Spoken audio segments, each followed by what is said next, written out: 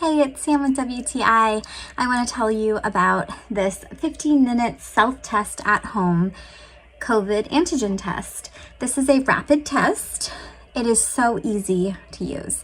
I think a lot of people are overwhelmed with the thought of taking a COVID test at home, but it's so easy, trust me. It comes with 2 sets of kits in this package. Each kit comes with 3 items. It comes with a swab, a little tube to insert the swab, and also a test strip. So there's 2 sets of those. What you do in order to take it is you swab your nose 5 times, each nostril. Then you place the swab into the little tubular canister and you twirl it. You spin it in there 15 times.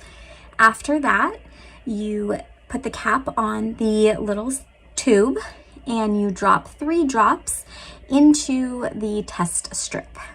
Very simple. Then you wait 15 minutes and you wait your results of COVID. I am COVID positive. I'm at the tail end of my 10 days. So you can see here that I am still positive, but that's okay. We're going in the right direction. If it is negative, you'll see 1 line. And as you can see here, if it's positive, you see 2 lines. So that is my view of this iHealth COVID rapid test.